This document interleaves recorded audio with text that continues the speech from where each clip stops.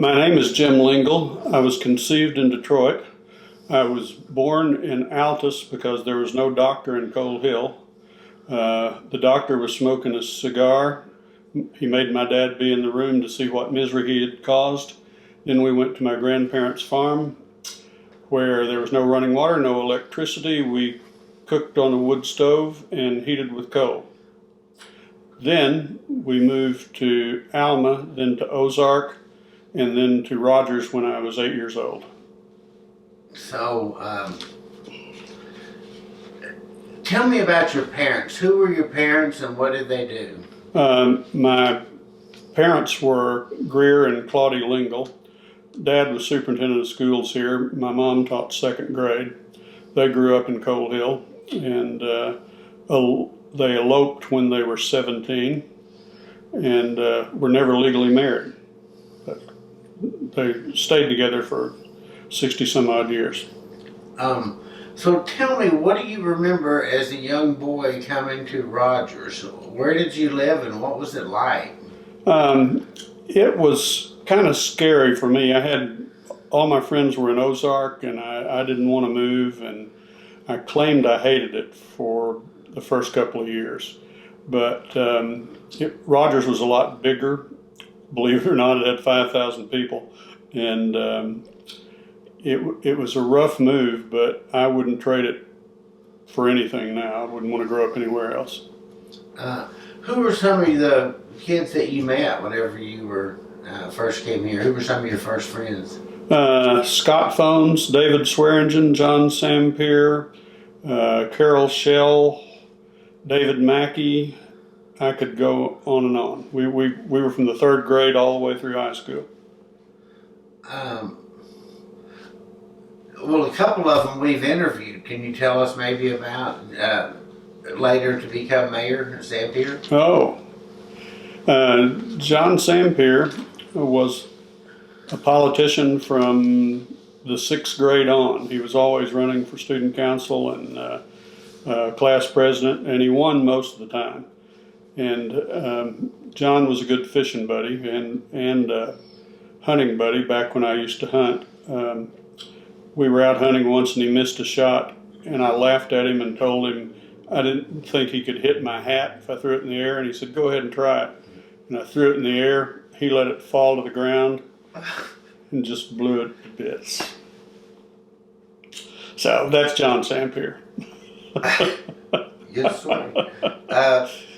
So what was it like? Where did you go to school in Rogers, and what was it like? Tell me about it. I went to school first at what was called Central Ward Elementary. It's where Tillery School is now on Poplar Street. After that, I went to the big high school that is no longer there. It's on Walnut Street where the administration building is. And in my seventh grade year, that's the last year they had grades 7 through 12 all in the same building. And that was quite an experience. I was a 97-pound weakling, and all these big kids ran over me in the hall. Even if they weren't trying to be mean, they just couldn't see me. So that was an experience. Then the next 2 years were at that school. Then grades 10 through 12, I was in the, quote, new high school, which is now Heritage. So what was it like being the superintendent's kid? It was a pain. Being a superintendent's kid, you were always blamed if school wasn't called off when it snowed. Dad made me answer the phone when it snowed, so I got sick of that. But overall, it wasn't bad. I mean, I wasn't picked on per se unless we had school when we shouldn't. So would people call him at home to see if you were having school talk? How did you get the word out back then, or why would they call him? Because he's the one who decided, and they wanted to know right then. It was on the radio each morning. Smokey Dacus was a local icon, and he would do the morning radio shows, and he and Dad would collaborate, and Smokey would announce it, but most people couldn't wait. And they didn't have answering machines. So somebody had to pick up or just keep ringing, and that was me. So what was it like answering the phone? I mean, how many people would call? I can't give you an estimate, but we're talking at least 20 or so at night. What else was different about school back in those days? Well, all the teachers carried paddles, just kind of like an infantry officer or a policeman in the halls. They used to beat on us occasionally, usually not brutally. And what else is different? I don't know what's different because I haven't been in a school in a while. But I don't know. I can't think. Well, so after high school, when you graduated from high school in Rogers, what did you do next? I went to the University of Arkansas after high school and studied there 4 years. I got a degree in political science and a minor in math. And after that, or do you want to know more about college? Okay. After that, I taught 8th grade math at Bentonville Middle School for a year. After Bentonville Middle School, I went into the Peace Corps, trained in Hawaii for 3 months, and then lived in the Philippines for 2 years. In the Philippines, I taught some English and some math, and was mainly a pet American, but it was a good experience. After the Peace Corps, I traveled around Southeast Asia and then stayed in Japan for 6 months. Then I moved back to Northwest Arkansas after Japan, and there's a year that's just kind of missing. I don't know what happened. I just traveled around and did that sort of thing. And then I went to law school. So what year did you go to law school? Started in 73 and finished in 76 and started practicing in Rogers with Howard Slinkard in the fall of 76.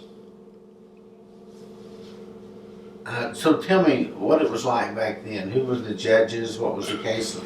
The judges, the two judges, primary judges in Benton County were Judge Bill Enfield and Judge Ted Coxey. Coxey was a chancellor. Back then, they divided the circuit courts by jurisdiction, and circuit courts heard, quote, legal cases. Chancery courts heard equity cases, and that division was mainly based on history. You had to kind of know what kind of case you had and what category it would fall in. But if you filed in the wrong one, they just transfer it. But divorces and wills were done in Chancery Court. Anything that required a jury trial was in circuit court. When I first started practicing, it was before title companies, and we used to read abstracts on any land transaction we had. And we'd draw out the property and read every page from the time of the initial patent up to the present, and give an opinion to the buyer about what was wrong with the title, and the seller would have to clear that up before the closing. But that's gone to the wayside. It's all title insurance now. So what's the difference? With the lawyer doing the title opinion, if something went wrong, you could sue the lawyer for malpractice. Now, the title insurance companies do it, and if they make a mistake and there's a flaw in the title, they take care of it. They pay for it. I think people were better off with lawyers, actually, because, well, I shouldn't say that. A lot of times the title opinion or the title companies don't do a very thorough job. They gamble. This looks pretty good, but we were really, really careful. And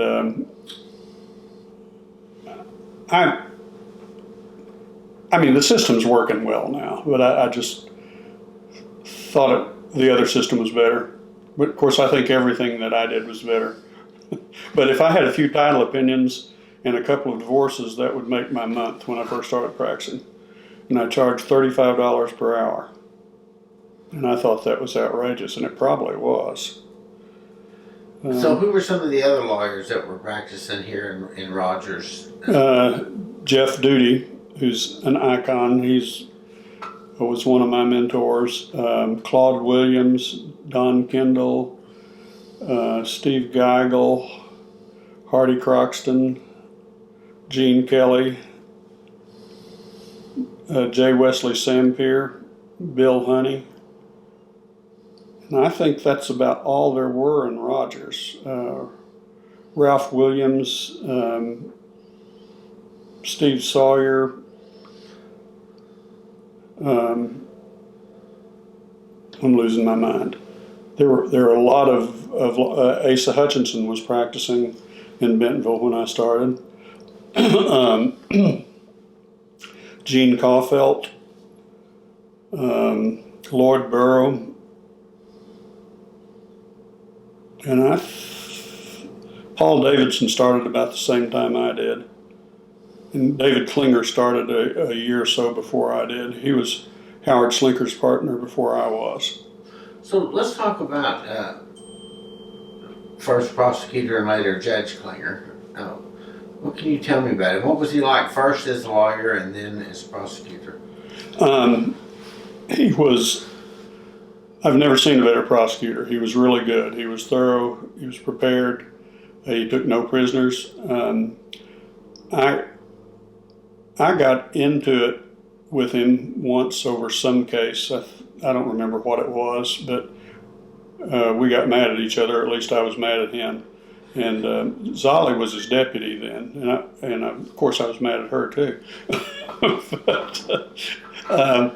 And I had real problems with his becoming a judge. I was afraid he'd have trouble giving up the prosecutor role, but I had a pleasant surprise. He was one of the best judges I've ever appeared before too, and we've been friends again for a long time. And I mouthed off about something with Zolly at a party once, and I thought she'd hated me all these years because of what I'd said. And then some 20 years after the party, I told her that I was really sorry I said that, and she said, "You were drunk. You apologized that night. I hadn't thought another thing about it." So there I was again. So, tell me, Klinger, and you said the same thing, was known for his preparation. Yes. Talk about that. He did not put a single witness on the stand unless he had thoroughly prepared them, both for his direct examination, tell them what he was going to ask, and they would practice, and then he would prepare them for cross-examination, and sometimes coach them a little bit on what to say. If this happens, you can say this. Not encourage them not to tell the truth, but he, based on what you told me, use this answer. And once there was a child abuse case, a rape case, I don't remember, but I think John Everett was the lawyer. And Sunshine School? Yes, and John was having trouble scoring any points, and he finally just decided to shut up. He said, "Well, thank you, Stephen," or whatever his name was, "for your story." Stephen said, "That's no story. That's the truth." Got to repeat the story again, and that was due to Klinger's preparation. What about any of the other prosecutors? Any other ones you remember? Gary Kennan, I remember, and I remember all of them in between. But Klinger's, I quit doing criminal law several years ago, so I don't have as much experience with the newer ones. Kim Smith in Washington County was a good prosecutor too, and he later became a judge and a good judge. So, what do you remember about county government? Did you follow the county government much as a? Not a lot, but I'm trying to think who was judge when I came back to Rogers. I think it may have been Sherman Kenyon, or maybe Tater Black. Maybe Tater was sheriff. I don't remember. But when I first started practicing law, the county judges had jurisdiction over what we then called bastardy cases.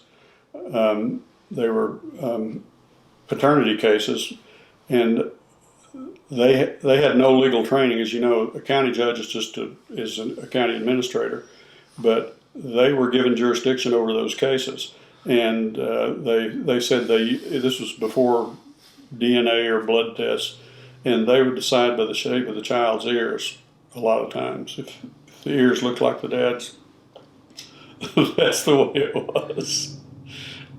Do you remember the days before you had a public defender system? Yes. Talk about that.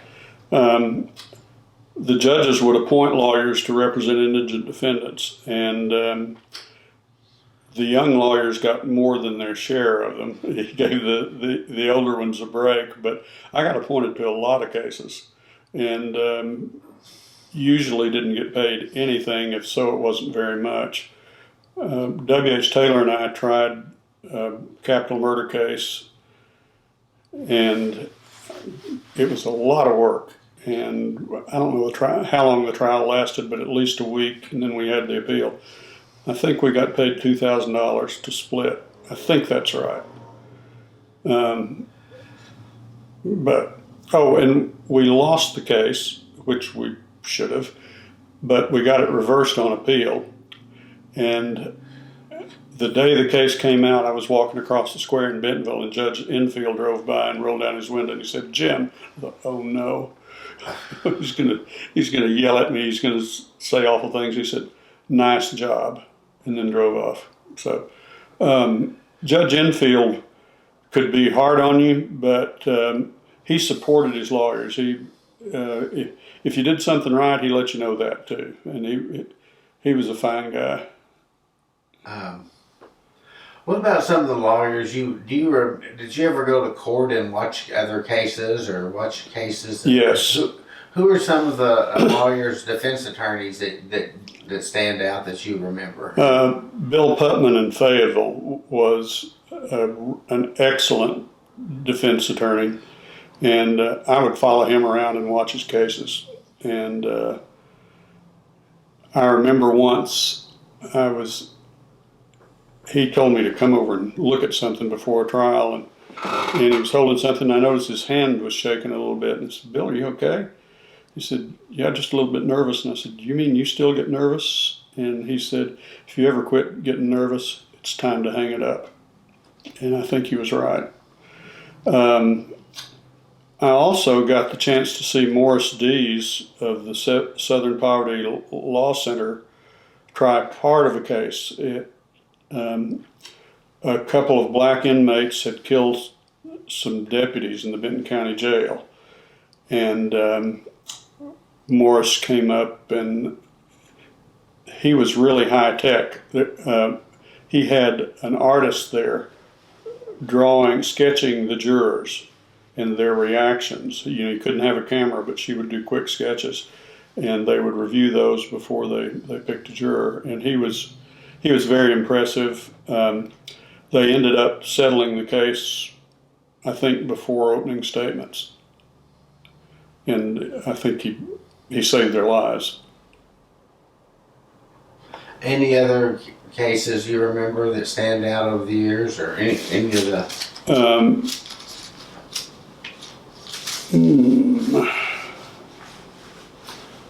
Oh boy, what can I talk about safely? Are you talking about my cases or cases in general? Either way, I'm just, you've been involved with a lot of cases. Any of them that stand out that you? Yeah, one of the cases that probably made my career more than any other was a ticket a couple got for letting their property grow up in weeds. They had a little farmhouse with 40 acres, and the town grew up around it, and the city wanted them to mow it, and they didn't want to because of the birds. And I got Ellen Turner, who's with the Audubon Society, to look at the place, and she got it declared a bird sanctuary. And we put up the sign, and she came and testified as an expert witness, and we won that case.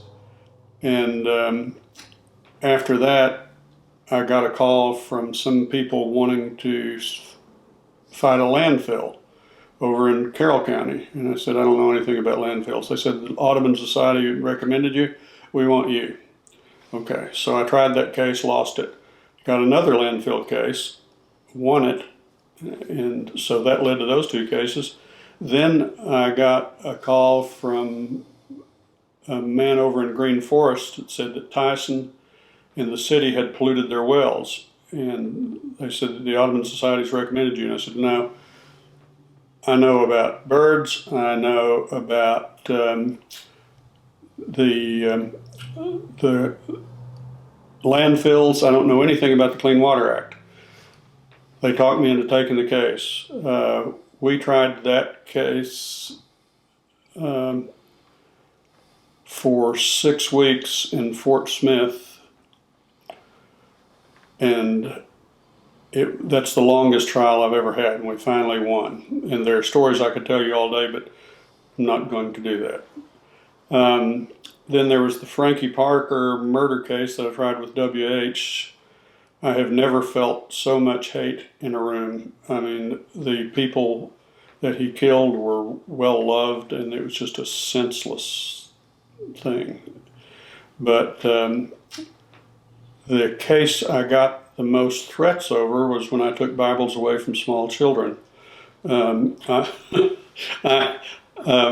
couple came to me, they had a child in the Gravitt Elementary School, and they were Christians, they were Lutherans, but there was a fundamentalist Bible school going on in the second and third grades, I think, and we sued, and we eventually won and got it stopped. But my mother even got a letter asking how she could raise a monster like me for doing that case. But then I redeemed myself, and I represented the Ku Klux Klan. I can explain. I did it for the ACLU. The Klan wanted to adopt a highway, first mile coming in from Missouri and into Harrison. And the highway department wouldn't let them do it. We sued them, we won, and they got their sign up that said, this mile of highway is adopted by the Knights of the Ku Klux Klan. They didn't last over a couple of months. People threw so much trash out they couldn't keep up with it. So that was an exercise in futility, but it was kind of fun. I made the Arsenio Hall show, and he said he was all for it. He thought they ought to be able to pick up that white trash. So tell me more about Arsenio Hall. What did they put your face up there? No. He just talked about the case. He'd read it in the newspaper, and I had a friend who lived in San Francisco, and she'd read in the paper that said Klan lawyer Jim Lingle said, and she wondered if I had completely lost my mind. So.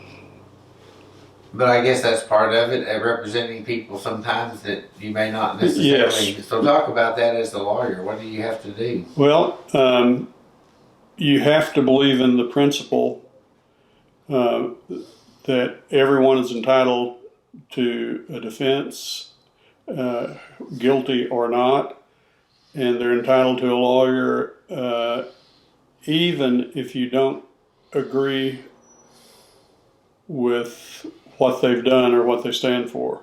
And the issue in the Ku Klux Klan case was the First Amendment. Can the state offer these signs to people they agree with but not people they don't agree with? And the correct answer should be no, and that's why the ACLU took it, and that's why I took it. Any other big cases you can think of maybe that you worked on, or others that worked on that you were familiar with that are big ones? Well, remember the bird case where the couple had, that led to a bunch of water cases, and then to the pollution case that I mentioned against Tyson, the city of Green Forest. And then I got another call.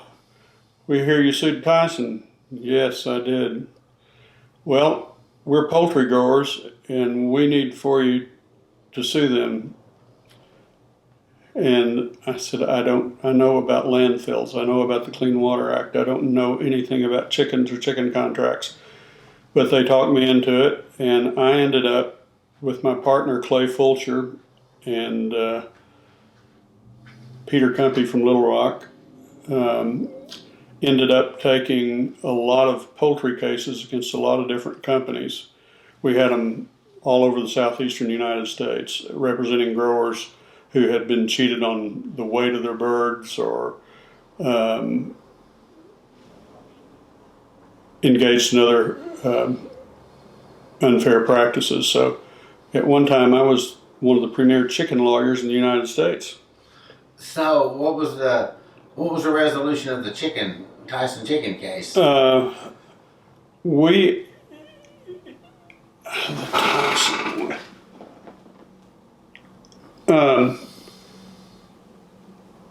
We won almost all of those cases with maybe one or two exceptions, but we had them against Tyson,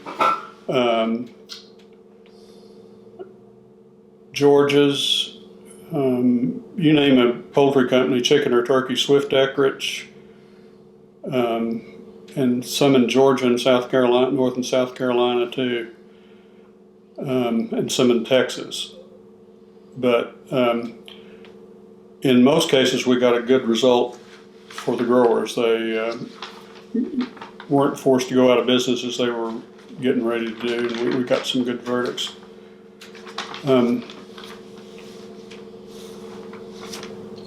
I sued George's, and Mr. George and his son came to every deposition, and I started to like them, and I didn't want to because we were on the other side, but they had not, I really believe they did not know what had been going on and how the growers were being treated. And they ended up settling the case with us, and when my father died, Mr. George sent flowers to the funeral. Class act.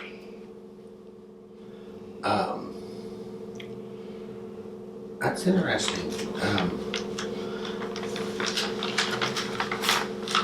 Let's talk about the city of Rogers. When you came here, as a kid, what was the town like? What do you remember about the town back in those days? It was a lot bigger than Ozark, which had about 1,900 people, I think. But Rogers had about, I think, 5,200, and Bentonville was smaller than that.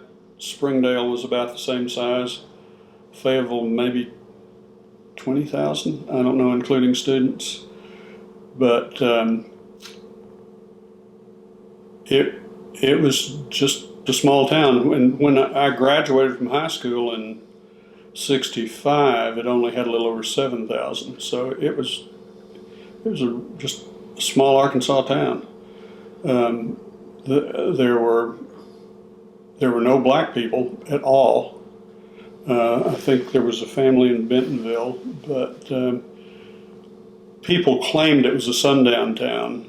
And I heard that when Fats Domino came to play, he got some threatening calls. But I never saw a sign outside of town. People swear they saw it, but I don't think it ever existed. But so just talk about the tremendous growth you've seen. I mean, is it hard to believe tell me in your own words what you've seen with growth. When I first came here, the big industry was vinegar. We had one of them, I think, was the largest apple cider vinegar plant in the world. So apples were king. We had an apple festival. There were apple orchards all over the place. And then sometime when I was in Little League, they started talking about chicken. And they had a chicken eating week. And they barbecued chicken for the Little League. And then suddenly, I'm sure it wasn't sudden, but the apples were gone and chickens were all over the place. So that was a big deal. And then, maybe this was about the same time as the chickens. Daisy Manufacturing moved in from Michigan and provided a lot of jobs and brought in a lot of new people. Some of them talked funny and had different ideas. Some of them were Republicans. And when I started practicing law, there was not a single Republican in the Benton County courthouse. They were all Democrats, and that's all just completely flip-flopped. But Bentonville, Rogers, Lowell, Springdale, and Fayetteville were separate towns. There were miles of farmland and open space in between them, and not anymore. It's just incredible. And of course, Rogers was dry. My dad used to say the difference between a dry county and a wet county in Arkansas is you can get a drink on Sunday in a dry county, because they had all these private clubs. I don't know if that was true or not, but Rogers has only been wet for what, 10 years or so? I don't know.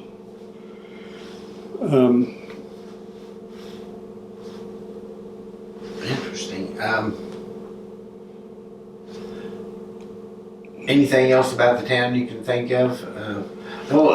When did it seem like it was really, the growth was really starting to pick up? Let's talk about, let's talk about some of the mayors you remember here in town. Oh boy, yes. Harold Roberts, who was mayor when we got here. I liked him. His mother was my elementary school principal. Liked her a lot. She did not beat on me when I wrote battle axe on my 6th grade teacher's door, so she was a kind soul. She didn't tell my parents either. They didn't know about it until I was in college. They were appalled. But what were we talking about? I'm sorry. Rogers change. The mayors. Oh, the mayors, yes. Then there was Eddie Butts, who was mayor for several years, Seward Puckett, and then John Sandpierce seemed like he was mayor forever, but he wasn't. But he was mayor for a long time. What was John like as mayor? I liked him a lot. He was he was a people person. He was friendly. He kept on top of things, but he made some enemies. I think because of some building inspections or something like that, people thought he was too rough or letting them get away with too much. And then Steve Womack ran against him and won. And then Steve was mayor for quite some time. And then did Greg Hines take Steve's place? Steve and I don't agree on anything politically, but he helped put together a Greer Lingle Appreciation Day, which was a big deal, and I've always liked Steve personally, and we've been friends. And Greg Hines was a deputy sheriff, and he saw me in court one day. This has been 20 or so years ago, and he said, "You're Denny Crane." I said, "Who's Denny Crane?" He said, "Watch Boston Legal," and I did. And I found out Denny Crane was this old overweight lawyer who used to be really good, who's now in the early stages of Alzheimer's and thinks he has mad cow disease. And the name stuck. People still call me Denny Crane. So that's what I owe to the mayors of this town. Oh, and let me talk about another sheriff. Mean Joe Means. Have you ever heard of Joe Means? He was sheriff for a while. He ran on the proposition that the only crime he'd been guilty of was moonshining, which may be true. He was later Rogers' chief of police, and then when I started practicing law, he'd stop by and visit sometimes. And he grew his own tobacco, twist, chewing tobacco, and he said, "You want to try this?" And I couldn't back down, so I said, "Okay." And so he gave me that twist, and I started to break a piece off. He said, "Nah, what's the matter?" He said, "Bite it off." "Bite it off? Why do you want me to bite it off?" "Because I know your teeth hadn't been in your ass." That was Joe. so I bit it off. Keith Ferguson and Leon Clinton were state troopers and really good ones.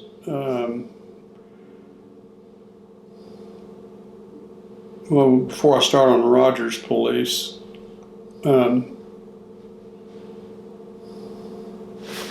what I was talking about again. We're talking about the police, different cops. Yes. Over the years. Well, let's back up. I got a new question for you. Okay.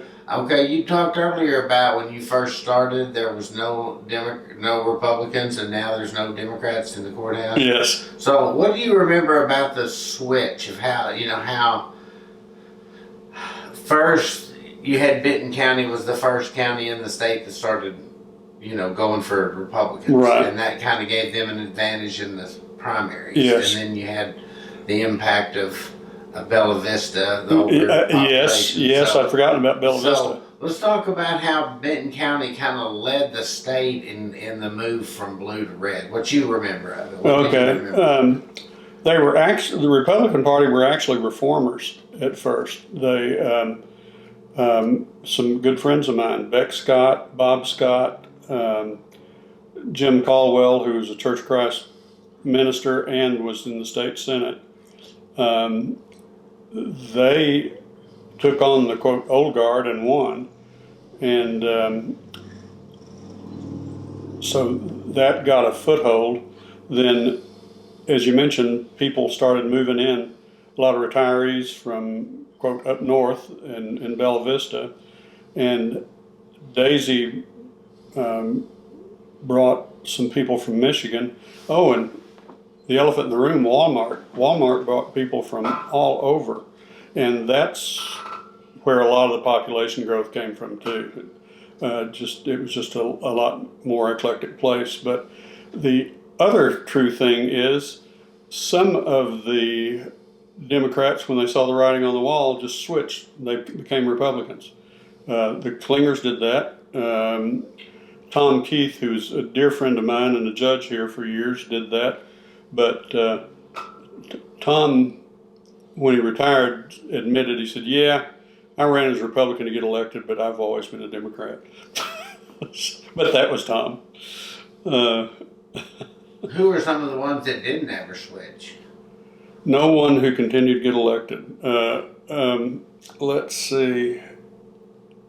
Mac Luffman was a judge here and a really smart guy and a really great judge. And my father was his campaign manager, and he lost to Don Huffman, whose slogan was, "It's Huffman with an H." And Huffman was not qualified to be a judge. I'm sorry. And I probably shouldn't say that, but he was a nice guy, but he just shouldn't have been a judge. And that's when we realized you got to have the R beside your name to get elected. Any of the other early ones that got elected that stand out? The Republicans? Yeah. No, I think Mary Lou Slinkard became a Republican fairly early on. I think she took Harry Pratt's place as probate clerk, but I'm not sure of that.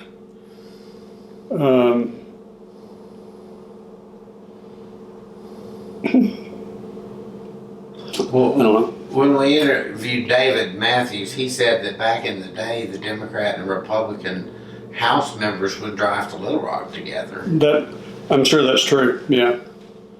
David was one of the last Democrats to get elected regularly. He sure was, and I don't remember when it became a done deal that you had to be a Republican to win. But yeah, they didn't hate each other by any means. I mean, they were nice to each other. Bill Murphy, well, that's a different story.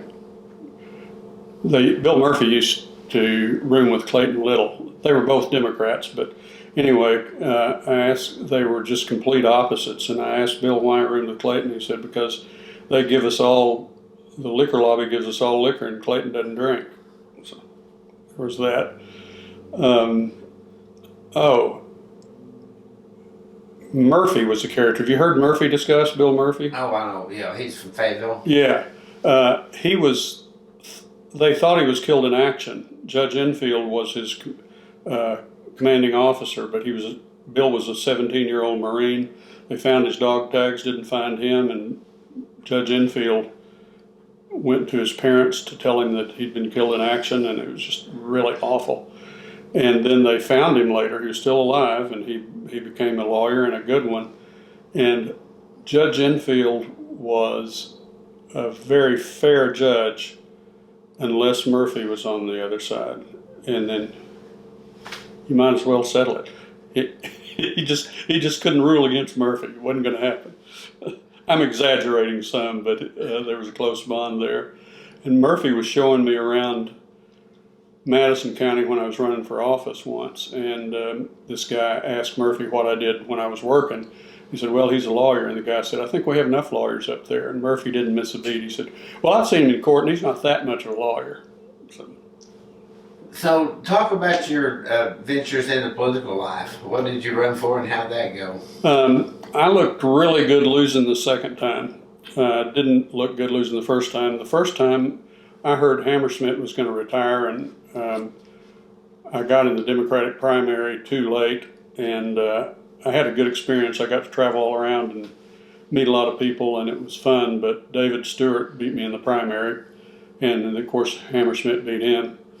The next race was for state senate. It was running against Joe Yates, who was both a state senator and a registered lobbyist for the Poultry Federation. And we recorded his home answering machine that said, this is Joe Yates of the Arkansas Poultry Federation, and then did some cute stuff after that. But I think I was ahead for a while. People told me I was, and I believed it. But in the last 2 weeks, I've talked about some of these cases. They put the stuff on the radio that that I was the ACLU's main lawyer, and the ACLU is for legalized drugs, legalized prostitution, child pornography, and all that. And I didn't have the money to rebut it, so I lost it. And that was a cheap shot. I hadn't been into any of that stuff in months, but they put it on anyway.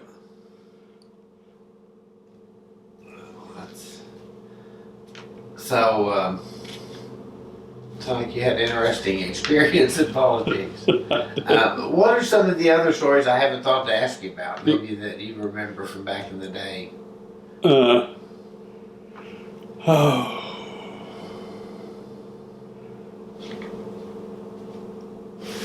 I'm drawing a blank again.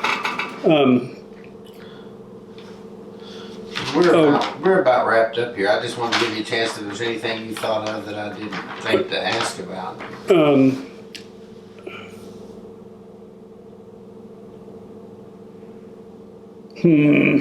Let me ask you this one. Okay. If someone came to you, somebody from maybe Coal Hill or who knows where, some other place, and said, Counselor, tell me about, you've been in Benton County for a long time. Tell me about Benton County. What's it like? What would you tell them? I would tell them that Benton County was one of the best places to grow up in you could imagine. I loved it. Now, I'm not sure I know Benton County. It's so eclectic. We have so many different people from so many different places.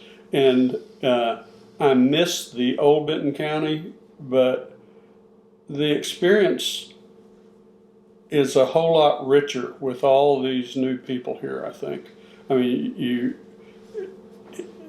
have all sorts of restaurants and theater, and it's just, you know, the Waltons, especially Alice, have brought the museum here, and there's just not much you can't find here. And I want to say something else too about lawyers and judges. Lawyers get a bad rap. I could count on one hand the lawyers I have dealt with that I don't trust. I have very rarely had one be dishonest with me, and they're, for the most part, they're conscientious and do a good job for their clients. Same about judges. We have some really good judges in Benton County, always have. There have been some exceptions, but I have never known one who was corrupt. There are some that weren't very smart and some that were lazy, but not many of those. But I have never worried about getting stabbed in the back. They're good people. Good. One last question. How would you finish this sentence? My favorite thing about Benton County is.